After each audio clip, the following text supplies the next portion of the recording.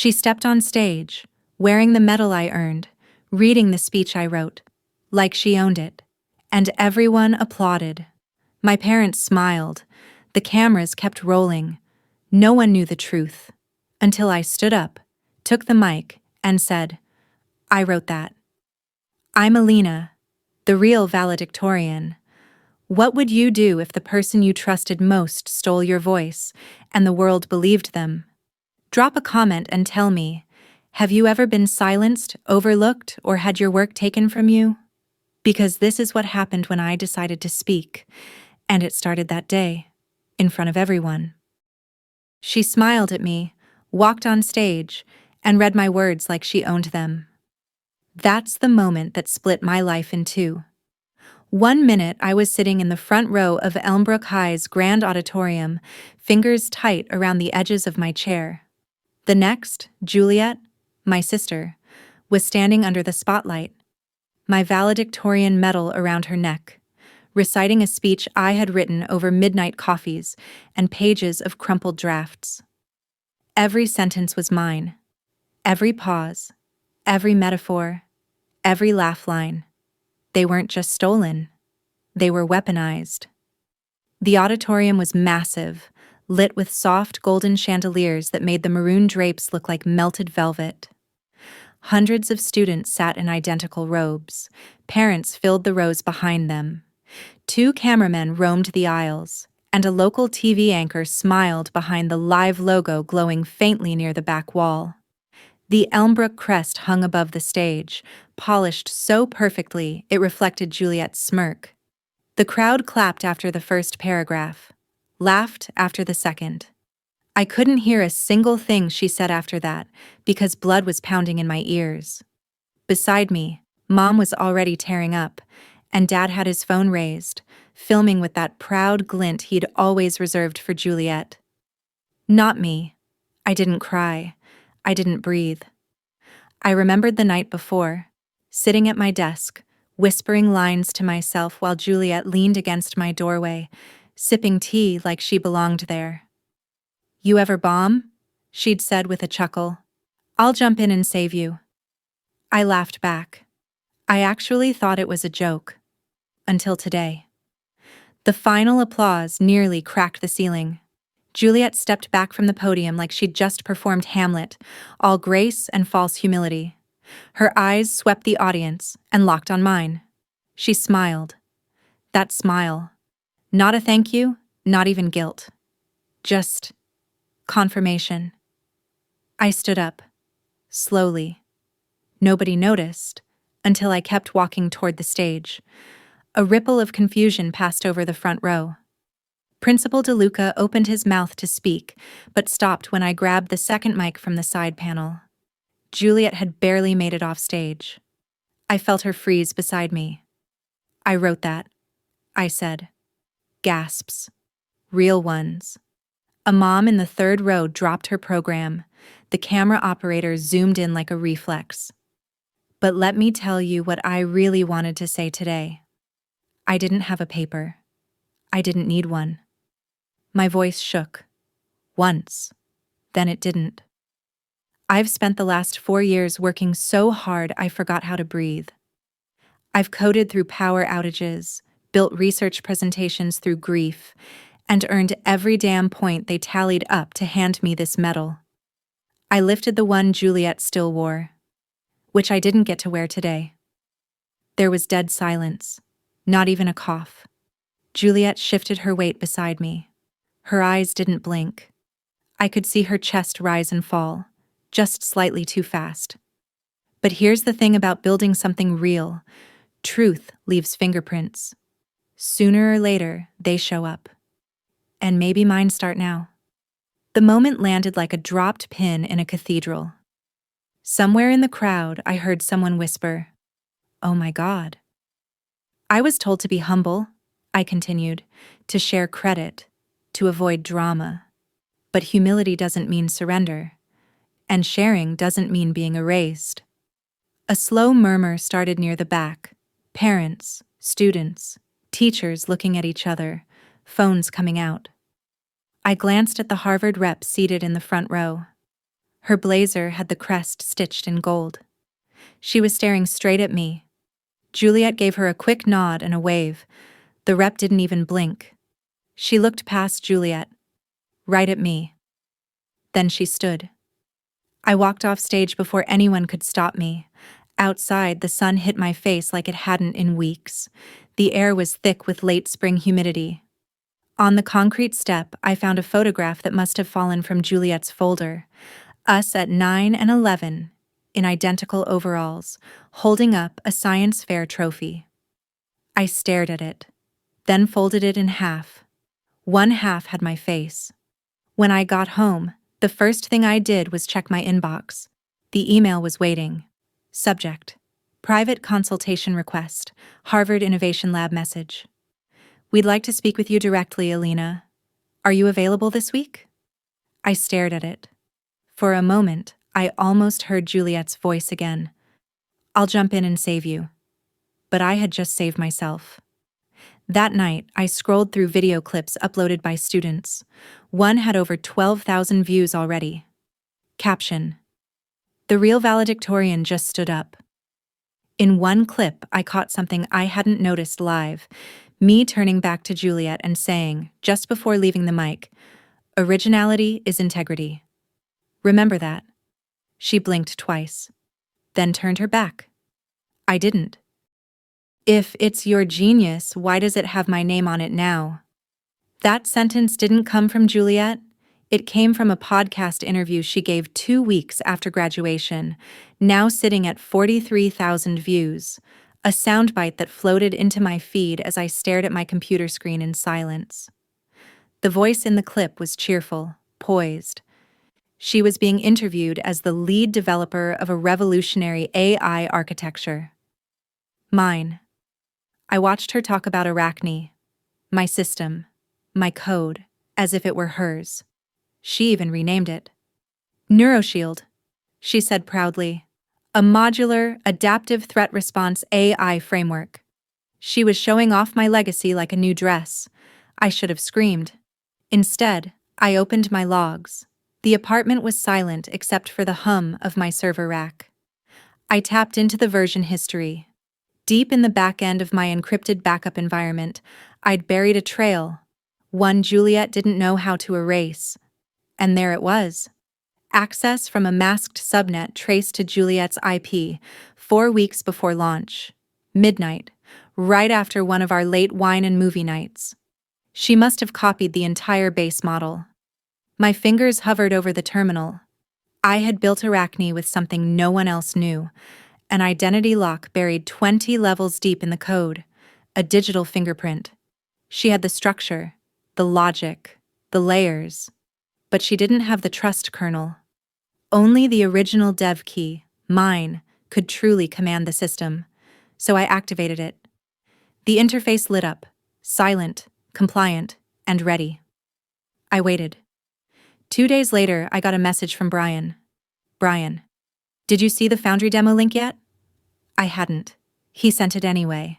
Foundry Partners, one of the most prestigious VC firms on the West Coast. The video showed Juliet in a glass-walled boardroom pitching the latest version of NeuroShield. She looked perfect.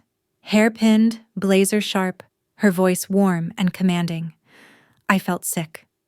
Until I didn't. Because right at the 6:42 mark, something flickered. The demo was running smoothly. The investors leaned forward. Juliet cued the simulation, and then, Arachne paused. Red screen. Unauthorized creator detected. System locked. There was a gasp. Juliet blinked rapidly, turning to the technician. He tapped keys, whispered something. Juliet leaned over him. Nothing worked. Another message blinked. Trust protocol override. Invalid authority. J.D. Rayton. I paused the video and laughed. Quietly. Just once. Brian messaged again. Brian, was that you? Because, damn. I didn't answer. Instead, I watched the rest of the clip. Juliet tried to recover, stammering about legacy bugs and early-stage deployment stress. The investors weren't buying it. They whispered. One frowned. A woman in a navy suit closed her notebook and stood. Juliet didn't bow. She didn't break. But I saw it. The moment her breath caught, her chin faltered. Back in my apartment, I leaned back and exhaled. My screen still glowed. Arachne had done exactly what I told her to do. That night, I walked to the old cafe near campus, the one with chalkboard menus and hanging succulents. I hadn't been there since Juliet and I used to cram for finals side by side, pretending we weren't already drifting apart. She was there, waiting. Her eyes darted to my face, gauging whether I'd show anger, betrayal, or victory. I showed none. "Thanks for coming," she said quietly. "Didn't realize I had a choice," I replied. She slid a laptop across the table. "There's a bug. It's from your old API. Just a small piece. You'd know it better than anyone." I glanced at the screen. It was real. The module was failing. But not because it was broken. Because she wasn't me. Juliet leaned forward, voice soft. "This whole thing got out of hand. I never wanted to steal from you. I just needed a face. Investors want clarity. One name. And yours was cleaner." She didn't deny it. I tapped a few keys. Created a patch. Hidden inside was a second trigger. Not for failure. For truth. "I'll send it tonight," I said. Juliet smiled. Relieved. She thought I was helping. I was. Just not in the way she hoped. Back at home, I emailed her the patch. Then I opened a second window. Uploaded a new version of Arachne's kernel, one that would flag, log, and encrypt every override command she'd attempt going forward. Not to crash the system, but to remember. The final log message blinked in green. Live trace active. Awaiting misuse. And then, as I sipped stale coffee from a chipped mug, I whispered to the dark. "You can build an empire on stolen bricks. But I built the foundation, and I left something underneath." She's brilliant, but unstable. We had to take over before she brought the whole project down. That line wasn't said to me. It was said about me. Quietly, efficiently, and intentionally. Just enough to land in an investor group chat that I was never supposed to see. But I did. A former colleague had forwarded it to me. No subject, just a screenshot. There it was. Juliet's name, bolded. Under it, her message. "Alina's not in the best headspace right now. She's been erratic. We took over the project before it collapsed." Collapsed? The only thing collapsing was her ability to keep up with the system she stole. And this wasn't the first time. I remembered sophomore year, after a campus pitch event. Juliet had frozen during the Q&A, gave the wrong citation, then blamed it on the shy girl on the team who misunderstood the data. The girl cried in the bathroom. Juliet won the audience award. I stayed silent. Back then, I thought it was a fluke. Now, I knew better. I sat frozen at my desk, rereading her message until the edges of the screen blurred. My mind wasn't racing. It was sharpening. That kind of lie wasn't random. It was strategy. She wasn't just stealing my work. She was building a narrative. One where I was the problem and she was the solution. The fall of a genius. The rise of a savior. My phone buzzed. "Brian. Alina. You're trending on Byte Scene." I opened the tab. There it was. An article titled, "Arachne's Turmoil. Genius Developer Removed After Meltdown?" Below the headline was a grainy photo of me from 2 years ago, walking out of a conference room, back hunched under a heavy backpack. It looked like shame. It was just exhaustion. But now, it told a story. A false one. Comments poured in. Typical unstable prodigy arc. She lost it. They did the right thing. Honestly, she gives off weird energy. I closed the tab before my heart could respond. Instead, I opened a folder marked Versions Verified. It held every iteration of Arachne I'd ever written. Each commit, each timestamp, each line of logic. I wasn't going to beg anyone to believe me. I was going to show them. I called Brian. "Ready to burn the mask?" I asked. His voice lit up. "I've been waiting for that sentence for weeks." We got to work. Brian wasn't just a tech analyst. He was meticulous. A digital archivist in a hoodie.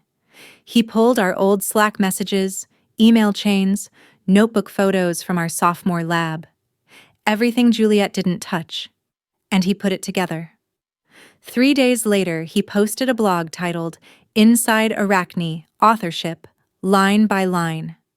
It went viral in less than 6 hours, not because it was flashy, but because it was irrefutable. He broke down the architecture of the system, explained each algorithmic logic flow, and linked every major structure back to the source code I'd created, complete with version histories from my GitHub, backed by archived server data Brian had saved without even telling me. He didn't ask for permission. He knew the truth deserved exposure, not hesitation. The reaction was immediate. On Devverse, a pinned post read, "This isn't just a codebase, it's a fingerprint, and it doesn't belong to Juliet." Comments flipped. "Wait, this reads like a blueprint of the whole thing. By Alina. That's her watermark right there, X-pattern resilience scan. If she wrote this, Juliet needs to explain a lot." Juliet didn't. Instead, she tweeted something vague. "Innovation is always collaborative. Let's focus on what matters, the future." It backfired. Hard. The next morning, her quote appeared on a meme. Juliet's face pasted over a thief sneaking out of a server room, holding a laptop. Caption: "It's not stealing if it's for the greater good." The meme hit the top of tech Twitter, retweeted by half a dozen prominent coders. I didn't laugh. I didn't need to. Because later that afternoon, my inbox pinged. From Foundry Legal Affairs. Subject: IP Authorship Claim Inquiry. Arachne. I read the first line 3 times. "We have received compelling documentation challenging the current leadership claims over Arachne AI. Please confirm your availability for a review hearing." At that moment, a group chat screenshot appeared on my screen, forwarded from another friend. Juliet had messaged her advisor. Damage control mode. She hit harder than expected. Juliet called me that evening. The city was dim through my windows, a muted canvas of red brake lights and blinking tower signals. She sounded different, controlled, but edged. "Is this what you wanted?" "No," I said. "This is what you earned." I could hear her breathe in, then out. This could have stayed between us. I looked at the glowing timeline of shares and reposts on my screen, all echoing one truth. "It never was just us," I said. From behind me, my laptop chimed. Brian again. Brian. "Devverse just locked her account. You won the crowd. And the code war." I turned back to the window and thought of something Mom once told me when I was 12 and crying over a group project. People always remember who spoke last. Maybe. But now, I was going to make sure they remembered who wrote first. "I just need one tiny fix from you. Then we're even, right?" That was the text. Simple, casual, drenched in implication. Juliet had never asked for help like that before. She was always the one offering, the one bridging gaps and representing both of us, even when she knew damn well there was no both anymore. I stared at the message, and I smiled. She chose an old cafe near campus for the meeting, the same place we used to study finals together, back when she still called me Allie and brought extra pens, back when I thought we were a team. Now she sat across from me in a steel gray blazer and a new haircut, pretending we hadn't burned the bridge between us into ash. The cafe hadn't changed. Chalkboard menus, dried lavender on the tables. One wall still bore a mural of 2 women coding under a galaxy of ones and zeros. Juliet tapped her cup, eyes flicking to mine. "There's a bug in the legacy thread," she said. "It's small, but I can't stabilize the simulation environment, and the investors are watching close now. I raised an eyebrow. And you think I can? She offered a smile. Well, you wrote it. That was the closest thing to an admission I was ever going to get. She flipped her laptop around. I scanned the code. It wasn't broken, but it wasn't complete. Not without a core component I had pulled from the current build weeks ago, and she couldn't fake it. I closed the laptop. I'll email you the patch. She nodded, tone light. Appreciate it. I stood to leave, then glanced back once. You ever wonder what it costs? Borrowing something that doesn't belong to you? Juliet tilted her head. It's just code. No, I said. It's just proof. Back in my apartment, I opened Arachne's root terminal and dropped in a new patch file. It looked harmless, fixed the simulation environment, aligned the resource allocators. But buried deep inside was a call function, one Juliet wouldn't see. Not until it was too late. Trigger. Unauthorized execmonitor.sh status. Silent. Armed. Awaiting launch. At 9:43 a.m. the next day, Juliet stood in Foundry's high-rise conference room, pitching the system again.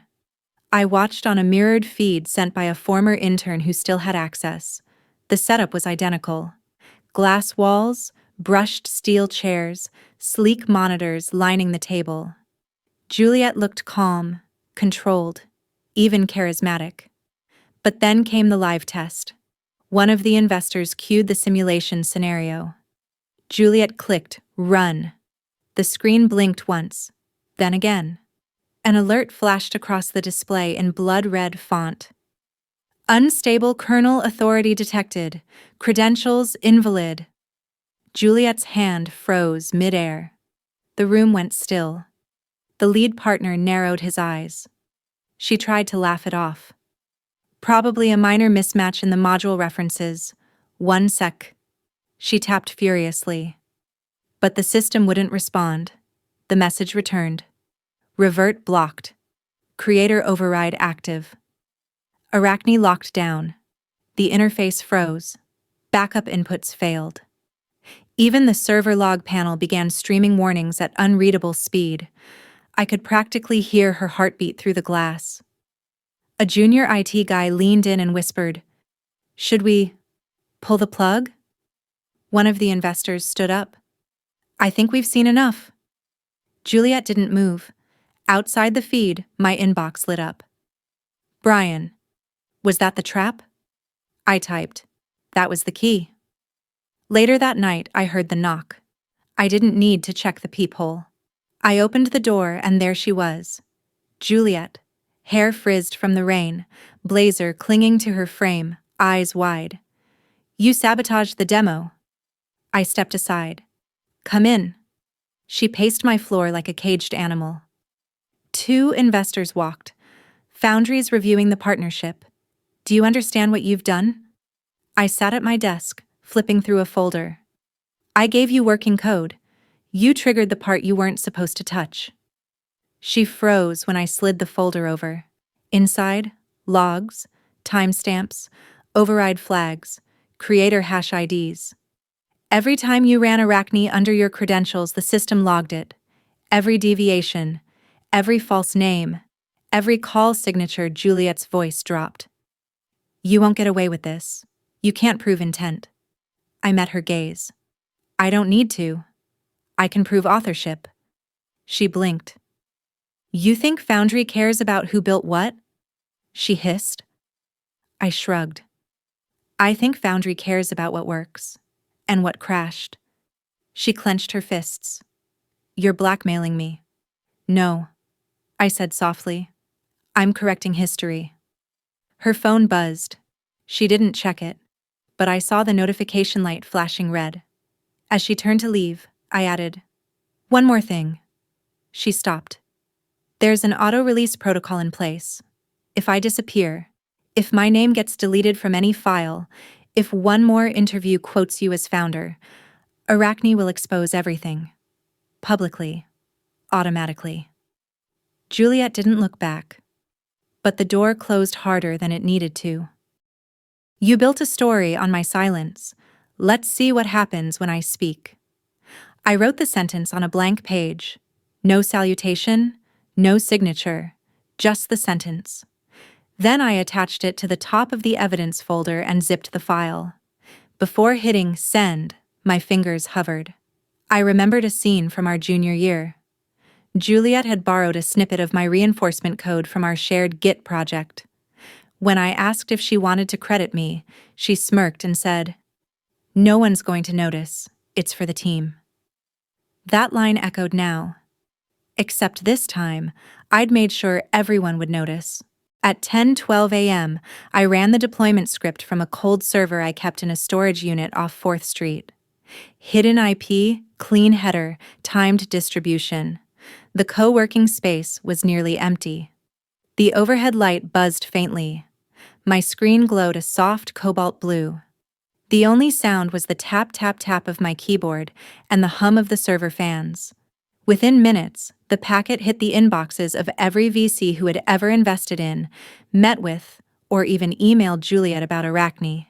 Attached: source code logs, build version history, creator hash IDs, commit trees, screenshots of Juliet's unauthorized access, emails, dated and signed, the original notebook scans, and the sentence.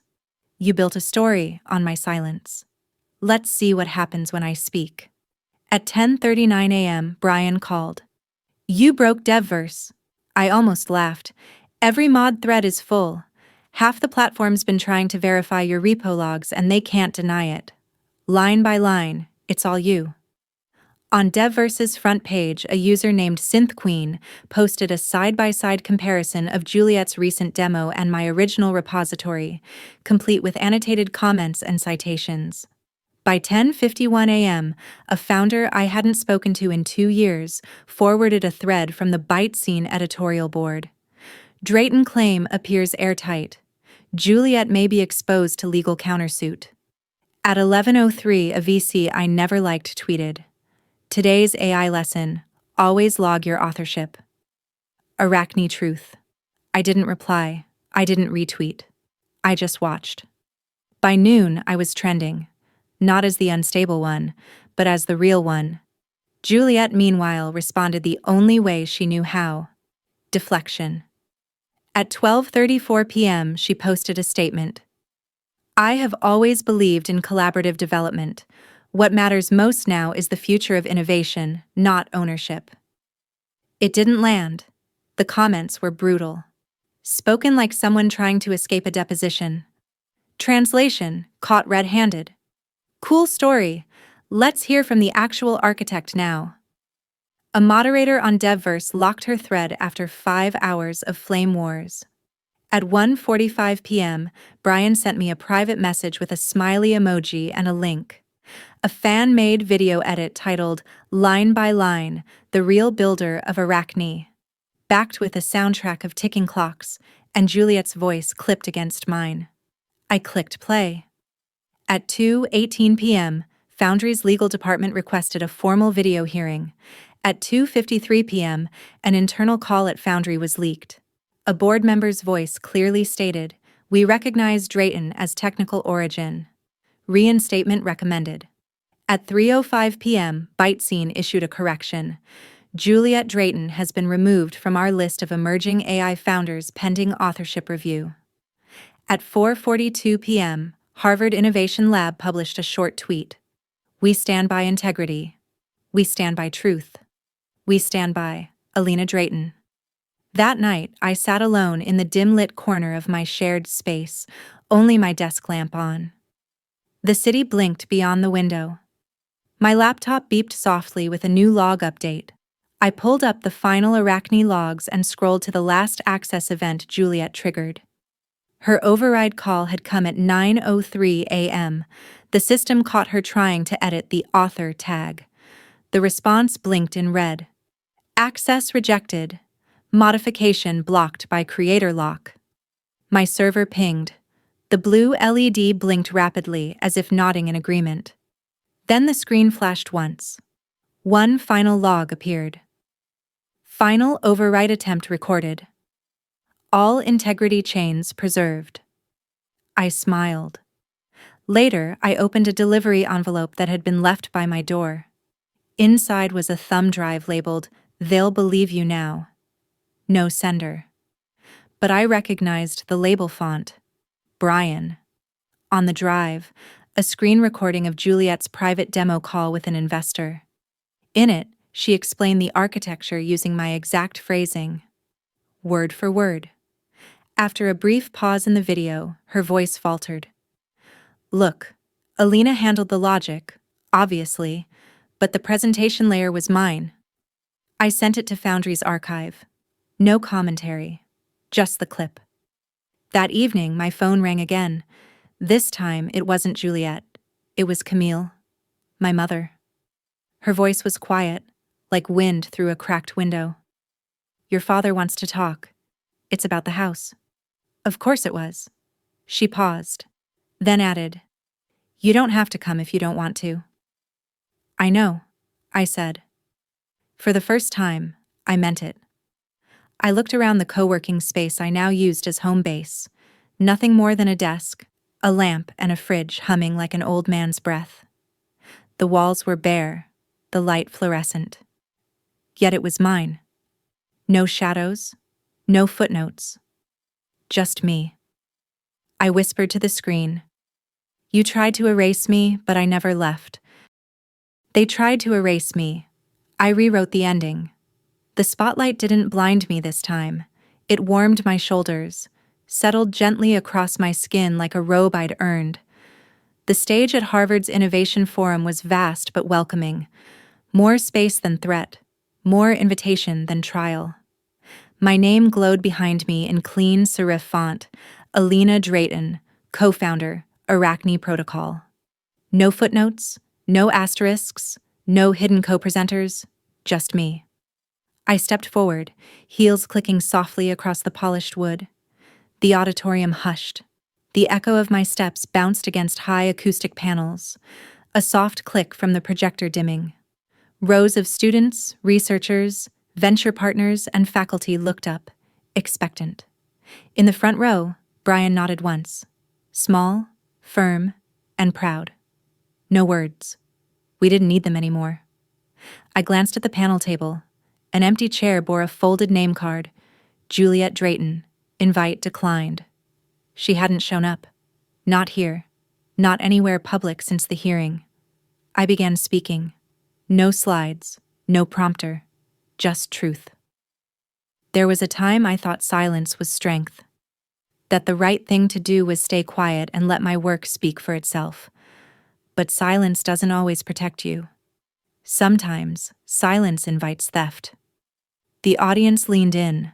I told them the story, not the drama, not the spectacle, but the architecture, the long nights, the fears, the lines of code I rewrote 17 times because perfection felt like the only shield I had. The firewalls I didn't build fast enough. The betrayal I didn't see coming until it had my name scratched out. But here's the thing about systems, I said. They remember.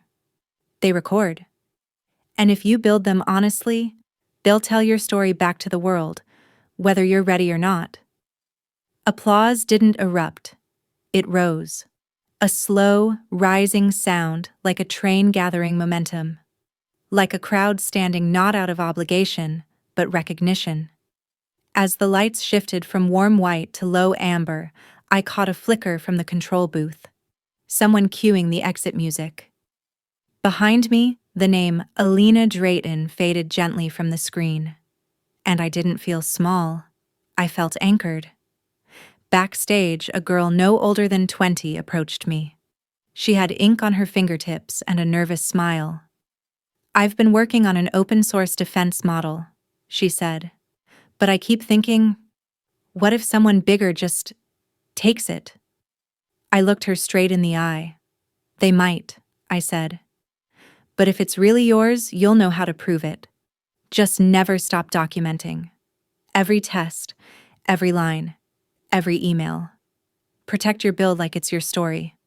She nodded, lip trembling. I gave her my contact. Send me your prototype. I'll take a look. Brian met me outside the doors. You were louder than code, he said, handing me a water bottle. And that's rare. I smiled. As we parted ways, my phone buzzed. It was a forwarded screenshot. Devverse's homepage. A new banner stretched across the top. Line by line, how Alina Drayton changed protocol ethics. A pinned editor's note included, "We got it wrong. Here's why it matters that we fix it." The comment section was a flood. Not just the code, the courage. I showed this to my daughter. What can you do? Turns out, everything. That last one caught my breath. I hadn't heard Juliet's phrase, her smirked challenge, since the beginning. I checked her old handle. Gone. Deactivated. All posts cleared. No statement, no farewell. Just absence. A full system shutdown. Back at the apartment I'd barely lived in, half-unpacked boxes, a stack of unopened mail, I dropped my bag by the door and noticed a white envelope on the floor. No return address. I recognized the handwriting immediately. Camille. I opened it. Inside was a single recipe card. My grandmother's apple tart, the one I always got right when everyone else overbaked the crust. A sticky note was attached. You were always the one who got the crust just right. Mom. No apology, but something closer than she'd ever sent before. I sat at the counter, holding the card like it was evidence in a case already closed. I didn't cry. I didn't rage. I just exhaled. The fridge hummed. The kitchen light flickered once, then steadied. Later that night, Brian messaged again. So, what's next? I stared at the screen. My fingers hovered.